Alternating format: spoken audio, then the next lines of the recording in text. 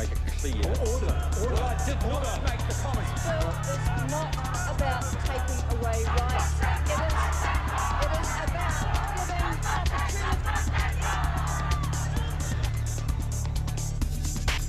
Good, ladies and gentlemen, good evening and welcome to Citizen Aid, where we wrap the week's current affairs with the best political team on television. Warning, we're as fair and balanced as Fox News. Joining me tonight are my ever-revolving panel of bloggers and opinion shapers. He is the Associate Professor at the School of Communication Studies at AUT, Media Oracle, Dr. Wayne Hope, and he is the editor of independent news site livenews.co.nz, commentator and journalist Selwyn Manning. Welcome to you both. Coming up tonight, issue 1, Stephen Joyce calls it communism and John Key warns of the far left taking over New Zealand. Why has the Labour green energy policy provoked such abrasive language from the right? Issue 2, 3 different polls suggest National is losing its grip on power. What does Key need to do to win a third term? And issue 3, Anzac Day has been shown in polls to be seen as more important than Waitangi Day. Why is that? Plus, we'll end the show on a final word, but let's kick things off tonight with issue 1.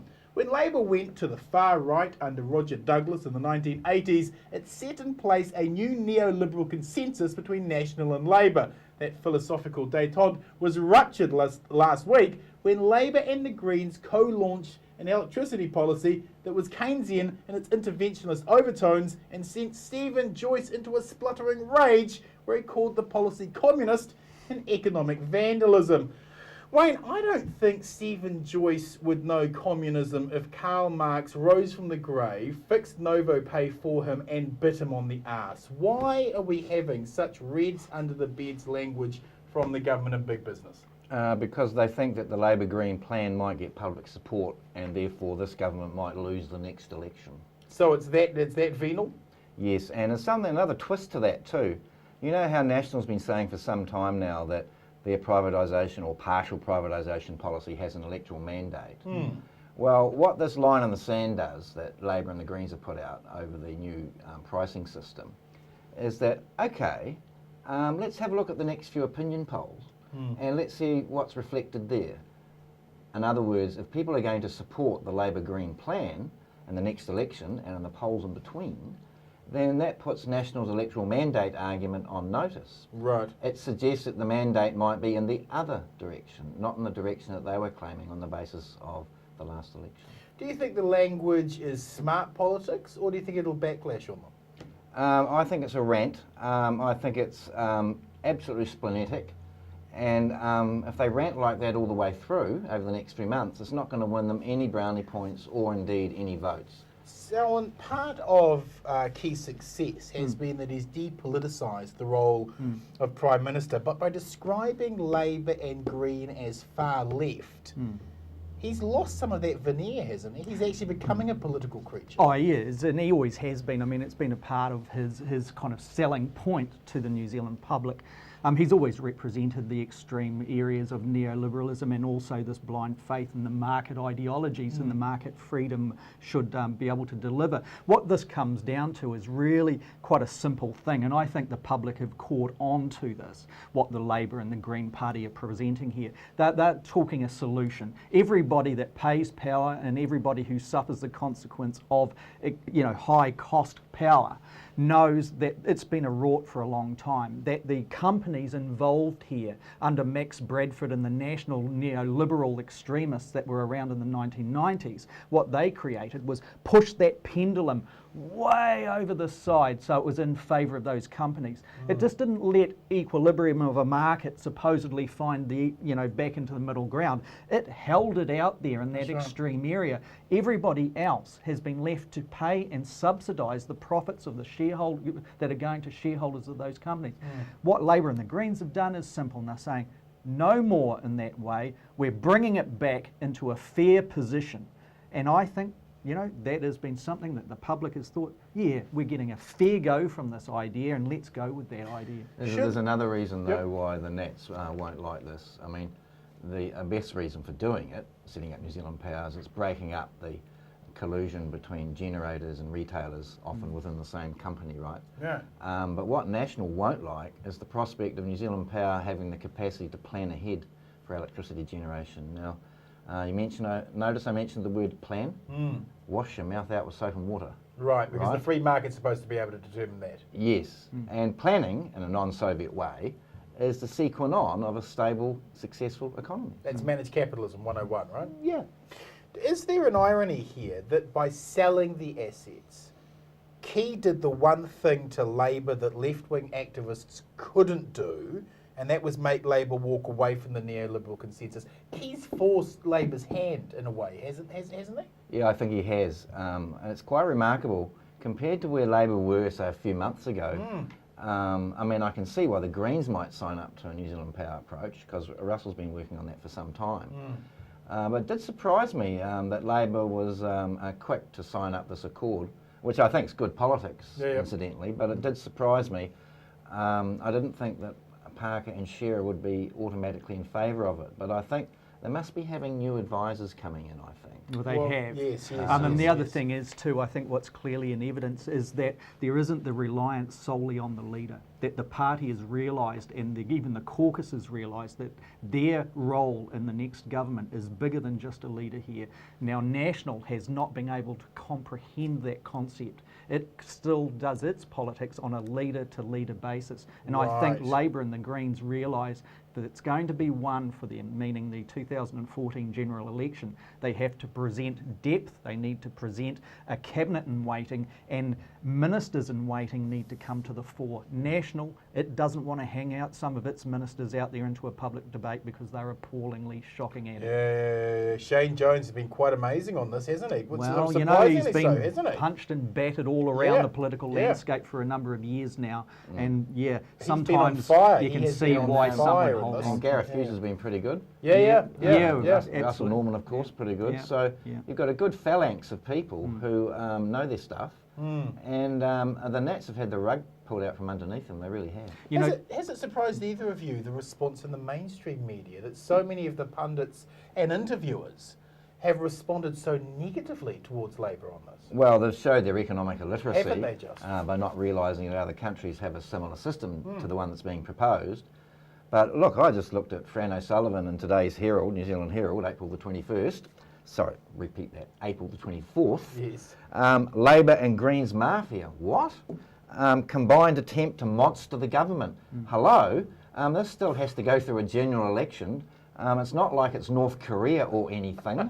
I mean, where do these people come from? Radio New Zealand's coverage has been pretty appalling, hasn't it? well, you know, I think it has actually been damaged by some of the branding that was pushed by some of it, you know, like Carl DeFries and others like that, you know, and so it's been in a response kind of mode to that. But look, these people have been embarrassed over the years whenever they critically analyse a market-led ideology, whether it be peddled by Labour or whether it be peddled by National in the past. They've been conditioned. All the people around them, mainly in the mainstream, have been kind of saturated with this ideology to the point where they can't think outside the square. There is something outside the square here. It's not weird. It's not unorthodox, and it's not from a far extremist point of view. It's solution-based policies that will stop putting the money into the hands of corporations and save the New Zealand Kiwi taxpayer some money in the middle. Shares have taken a hit and Kiwi savers are being talked down. How valid are the claims of economic sabotage?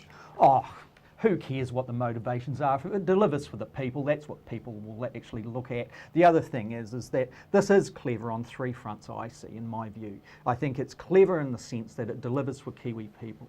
It's clever in the sense that it actually brands Labour as being distinctly different and also a part of a Labour-led Green coalition.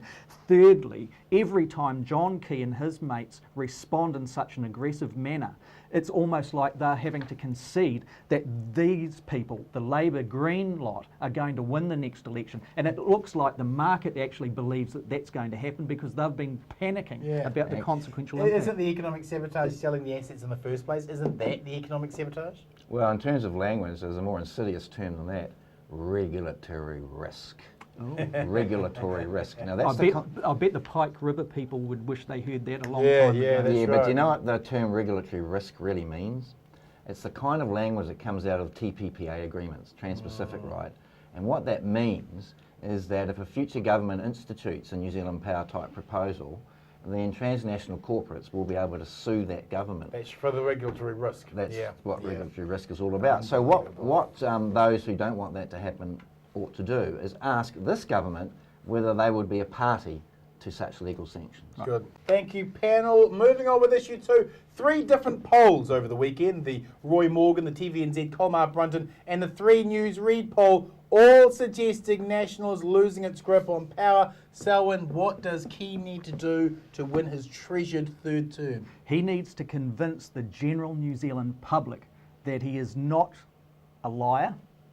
He needs to convince everybody that he is not just selective with the truth, but that part of what we've been seeing is relegated into the past. I think on those points, he has had significant damage to his brand. National has relied on John Key to deliver for them for a long time. What we have seen since the last election is John Key's fortunes go from preferred Prime Minister way over the 50% mark, down into the 30% mark. That is signalling to every National Party person major problems ahead. Meanwhile, the polls, you know, the 3 News Read poll, where that was, who can tell? Colmar Brunton and the Roy Morgan seem to be in keeping with where the trend is and where the debate and the public debate within the public sphere has been.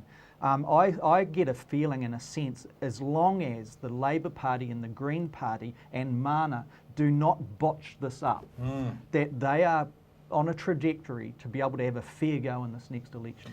Latest revelations regarding John Key meeting with his childhood mate 3 days after.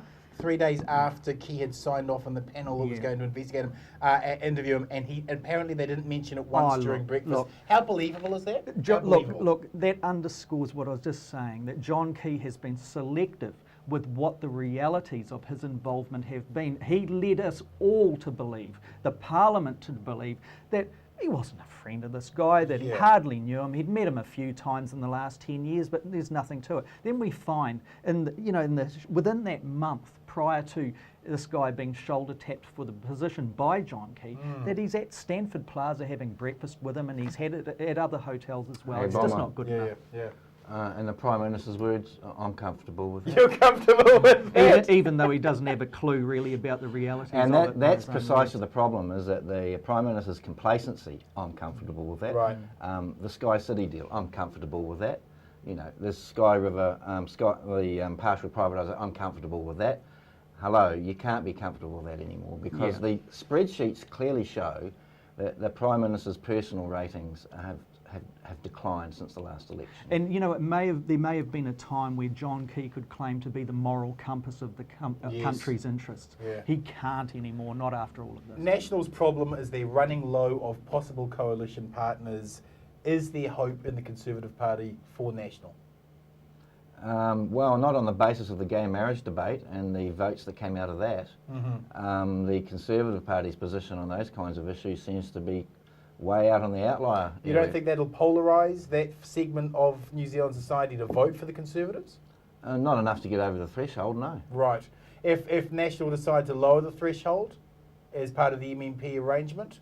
Well, that raises another question. What is National doing about these? That's about right. the MMP analysis That's right. that's been tabled for them. Are they going to respond to it at all anytime soon? Maybe not before the next election. The Nats are in a tough position at the moment. The only thing that could work in their favour is if Labor and the Greens stuff it up. Right. But as long as they keep putting out well thought out policy proposals as a duo, then it's hard for the Nats to attack them. How does New Zealand First play this? We're already seeing that Winston is repositioning himself. He could go with National, couldn't he? What he's doing is he's signalling that he is the centre party, that if National wants to actually get into the next government, it needs to talk to him, to engage with him, to dance with him on Winston's terms. Now, you know from the Labour Party experiment with that it did the end of the Labour Party in that area. There are different kettles of fish, of course, National and Labour in this respect. But Winston, I thought, you take out the politics, you take out all of the other things. That was fantastic strategy that he was deploying there. Take the values out of what he's trying to do there, and it's fantastic strategy. He was pushing himself into a debate that he'd been excluded from, and he was able to say, on my terms. That's right, that's right. Yeah. How does National fight back? Well, first of all, they've got to stop ranting. Because as soon as you start ranting, then you're positioning yourself as someone who's emotionally reacting against a proposal Doesn't seem rather like than rationally a considering market it. response. So as long as the likes of Stephen Joyce and others rant against Labor's electricity plan and Labor Green's electricity plan, then they're not going to staunch it at all. However, I'd just like to say that we have to wait a month or two to see what the polls say after the release of National Green's plan. And then we'll have a clearer picture of the situation that the Nats are actually in. Nats, how do they fight it back? The National's got to rethink its whole strategy on how it handles the public mood, how it responds to the press gallery. I see it's made adjustments there where John Key's Chief Press Secretary has... Now, why has that happened? Well, that's happened because he has been labelled by the press gallery as Captain Panic Pants. Yeah, which is but that was way back in the day. He was always called that. Once you get labelled a liar or Captain, like in John Key's case... so he's got no credibility with the press. Well, this panic kind of thing of blocking people from getting to the real information, that type of tendency, I've witnessed that myself. It's a kind of a thing where you can't come back from. And I think that's what John Armstrong was alluding to there. I'm not saying that the Chief Press Secretary was a liar. I'm putting that in the context of John Key's impression there. So they've put him into a more strategic role. He's not having to front with the media. He's not having to control the media message.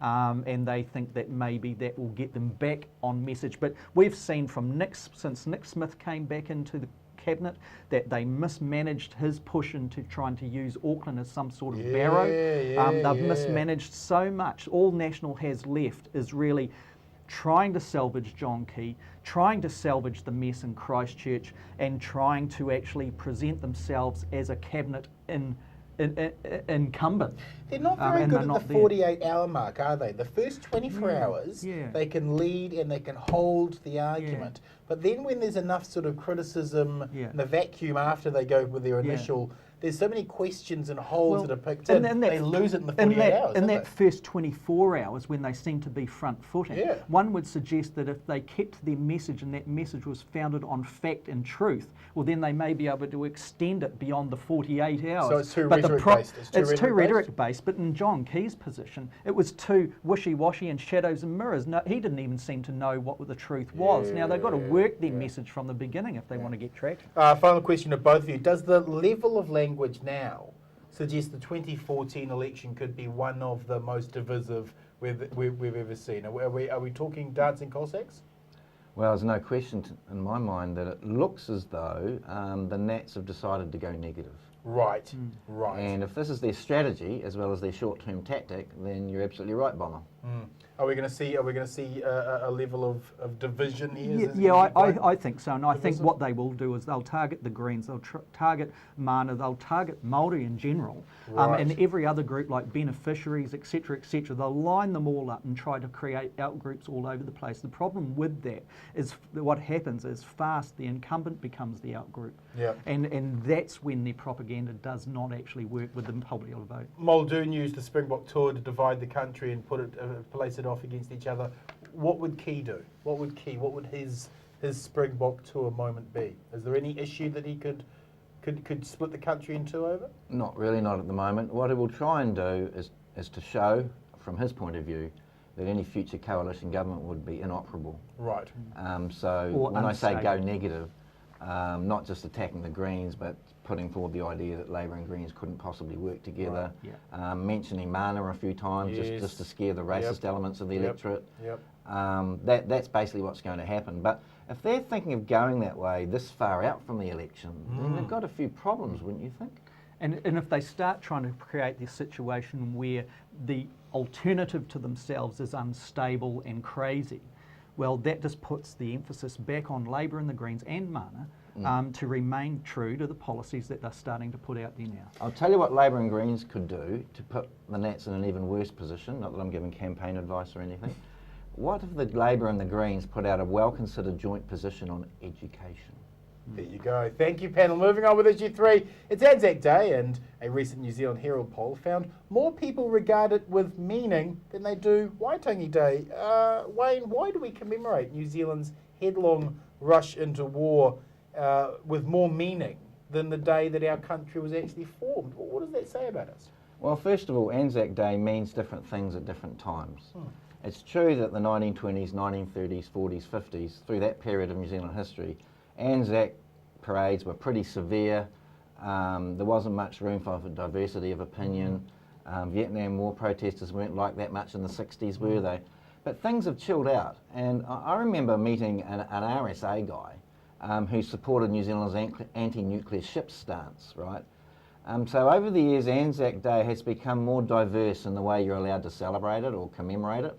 So, you know, the evils of war per se, coming to the surface, the ideas that some of the guys on the front didn't think World War I was really a threat to national security in New Zealand anyway. I mean, my grandfather was believed it was all about money. You know, he became quite left-wing after World War I. So it's unfair to say Anzac is this or that. It's capable now of a diversity of understandings. As far as the Treaty Waitangi is concerned, that's exactly the same there too. I mean, back in 1940, Waitangi Day was commemorated as a day of national unity for New Zealand. And the Ngātamatoa and the early Maori activists says that's wrong, actually. We're a bicultural country and one of our cultures got colonised. And they used to say the treaty was a fraud. And then when the new legislation came in, reparations for past wrongs, the Waitangi Tribunal and all of that, then Waitangi Day became a focus for national reconciliation between the two cultures. So those two cases are celebrated differently over time. And hey, it's not an either or question. Both those days are critically important to New Zealanders. Well, what does Anzac Day mean to you, Sam? Well, let's look at it how I think it's cemented into what it means for other people first. I think that the whole new generations and the rise of generations going to Anzac Day dawn parades, not just in New Zealand but certainly in Australia too, is on that situation, I think, where they're looking at that and they look at all wars and they think not necessarily nationalistically, but they think, those guys that died in these wars and those people and the civilians and the women and the children and the elderly, etc., they were victims. And it's almost as if people are turning up, supporting Anzac Day, not for nationalistic reasons or pro-war reasons, but to say that kind of sacrifice and victimisation and how we were used as cannon fodder was just wrong. So and I think that's a genuine commemoration. Yeah, I think so. I mean, I've been up at Gallipoli myself at a dawn parade, 5 years ago or 6 years ago, and that's the feeling I got there. I get the same feeling back here in New Zealand, where conscientious objection is held as an ideal that is just as honourable as any other. And I think in the case of Waitangi, I think that most New Zealanders have been spoon-fed a version of what Waitangi represents for decades now. That on one side, Māori are presenting grievances and examples of exploitation that go back over centuries. On the other side, white people are sitting here and every other colour that is part of the other side of this bicultural nation are thinking, well, actually, I was done over on this thing too, but no one hears me. So you get this polarised kind of clash.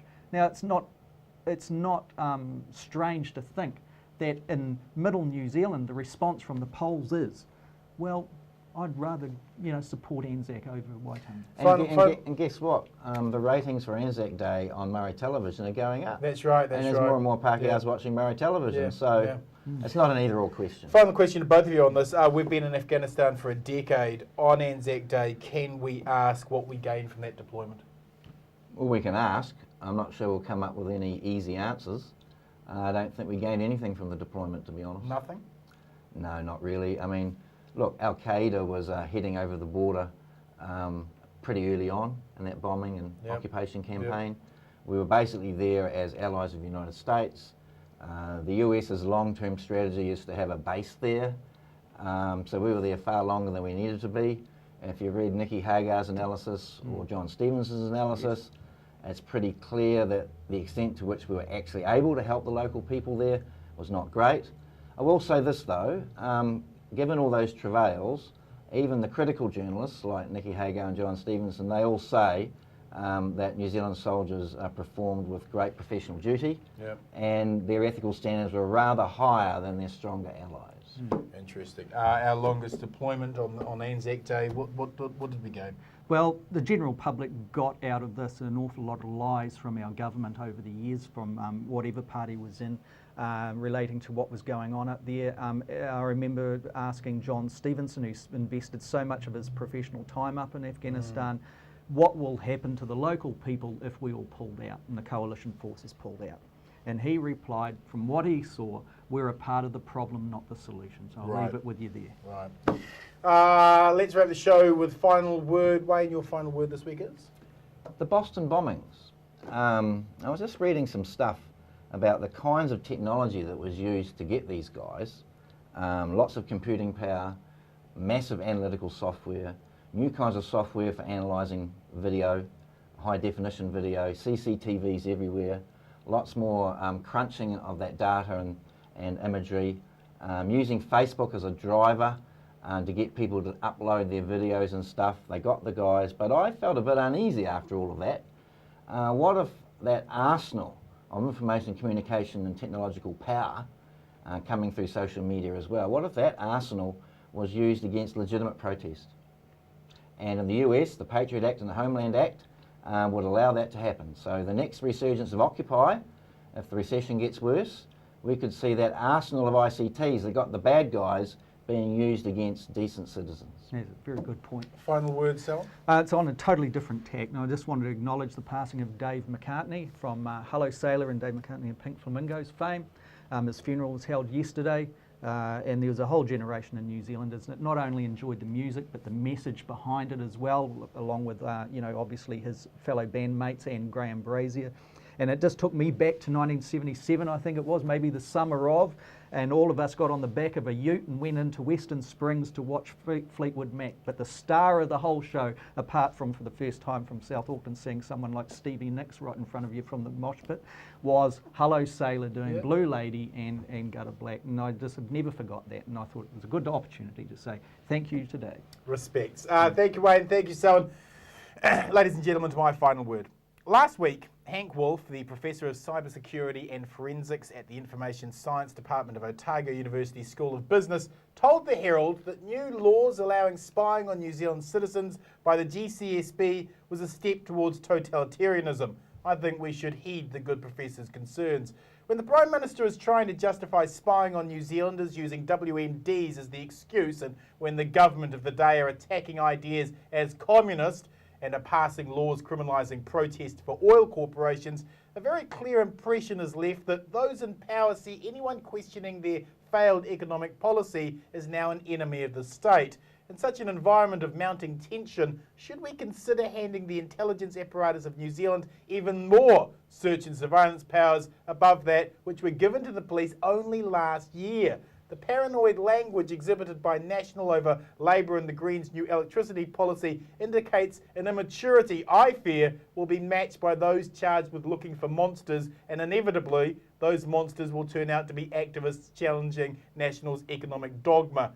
These are not the times to expand state surveillance, it is the time to curtail it. The police and SIS have been given vast new search and surveillance powers they don't need any more. Let's be told who the 88 New Zealanders who have been illegally spied on were first, before John Key and his childhood school chums get to spy on any more citizens. Determine for ourselves that those who were being spied on are actual threats and not just politically motivated spite. Once we hand over these civil liberties, we never get them back. If you like tonight's show, please join our Citizen A Facebook site and connect with other like-minded new citizens, and follow me on my Citizen Bomber Twitter and Facebook page. Thanks for watching, whānau. Good night, Aotearoa.